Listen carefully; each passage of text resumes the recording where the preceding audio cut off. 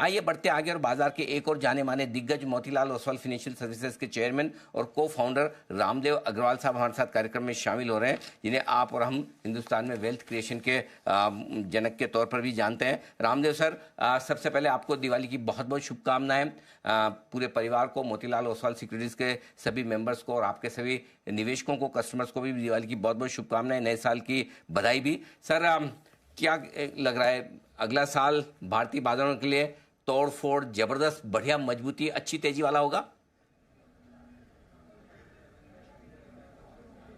अनिल, सबसे पहले आपके सब व्यूअर्स और आपके पूरी टीम को दिवाली की बहुत बहुत शुभकामनाएं।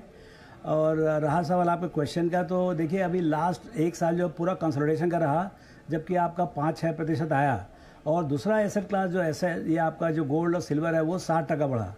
तो मुझे ऐसा लगता है, लेकिन आप 5 साल के बेसिस पे देखें तो दोनों का बराबर ही है। 5 साल के बेसिस पे देखेंगे तो निफ्टी भी 120% किया है और गोल्ड भी मेरे ख्याल से 120-25% किया है। तो मेरे को लगता है अगला साल उल्टा होगा, लग रहा मुझे कि इक्विटी बहुत ज़्यादा परफॉर्म करेगा और गोल्ड सिल्वर थोड़ा सबड्यूड रहेगा। ये बोलना अच्छा नहीं लगता है, लेकिन मेरे को लगता है मेरे हिसाब से रिवर्जन टू मीन होगा और ये इस टाइप का माहौल बन रहा है। तेजी का क्लियर माहौल है इसमें इक्विटीज़ में। So I would think that will be exciting year. बहुत ज़्यादा एक्साइटमेंट गोल्ड और सिल्वर में रहा है, तो अगला साल शायद इक्विटी के लिए हो।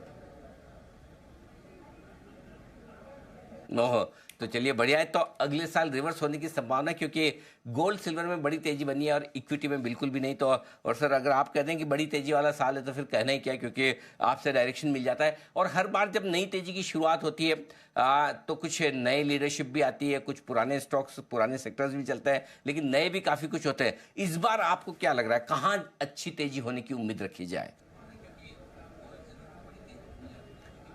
देखिए, इस बार बिगुल बजा है बैंकिंग से,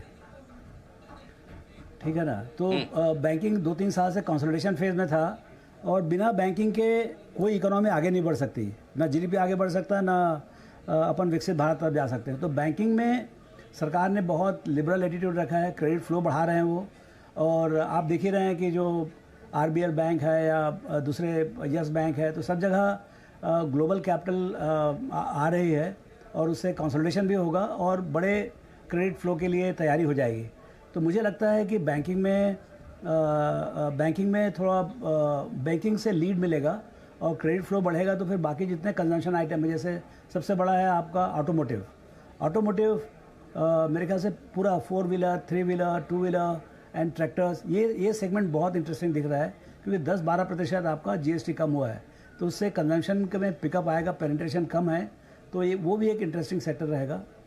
तीसरा मेरे को लगता है सर्विसेज में आपके इंश्योरेंस, जहाँ पर 18 से शून्य हुआ है, चाहे हेल्थ हो चाहे लाइफ हो, दोनों जगह। सो मुझे लगता है वहाँ पर थोड़ा सा कन्फ्यूज़न है अभी, लेकिन आगे आने वाले सालों में वहाँ पर काफ़ी इंटरेस्टिंग इन्वेस्टिंग माहौल बन सकता है। अच्छा सर, आपका सेक्टर कैसा करेगा? कैपिटल मार्केट वाला, ब्रोकिंग वाला, म्यूचुअल फंड वाला, वेल्थ क्रिएशन वाला, मर्चेंट बैंकिंग वाला, और आपकी कंपनी स्पेशली सर, जरा ये भी तो बताइए। मेरी कंपनी के बारे में मैं क्या बोलूं, लेकिन ये सेक्टर जो है बहुत इंटरेस्टिंग है।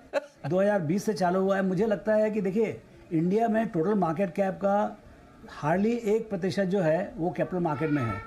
पूरी दुनिया में करीब 5 से 6% होता है। तो ये तो वन वे जर्नी है, धीरे धीरे मतलब ऐसा नहीं कि कल 5-6 हो जाएगा, लेकिन अगले 10, 12, 15 साल में भी इसका, यदि मान लो अगले 15 साल में भी यदि 6% हुआ, तो आप समझ लीजिए करीब 20 से 22% हर साल ग्रोथ की बात कर रहे हैं। ये तो इंडस्ट्री की बात हो गई। उसमें फिर आप देखिए कौन तीरंदाज हैं, कौन फास्टर ग्रोथ कर रहे हैं, 25-30% से ग्रो हो रहा है। तो इसमें बहुत सारे मल्टीबैगर्स भी निकलेंगे और बहुत सारे ब्लूएस्ट ऑफ ब्लू चिप भी निकलेंगे।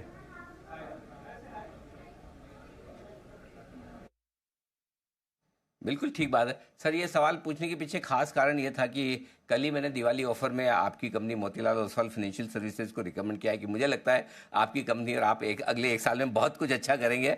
और साथ ही आपके बाद 2 देश के बड़े एक्सचेंज बीएसई और एनएसई दोनों के एमडी भी हमारे साथ इंटरव्यू के लिए तैयार है। तो मैंने सोचा क्यों ना आपसे आउटलुक लूँ। आप बुलिश है, पॉजिटिव है, और हमें लगता है सर कि ये सेक्टर तो बढ़िया मजबूत रह गई। बहुत बहुत धन्यवाद सर, आपने बड़े दिन समय दिया और बाजार के डायरेक्शन और इन्वेस्टमेंट के मौके पर हमारे दर्शकों को राय दी। Thank you so much sir, बहुत बहुत शुक्रिया।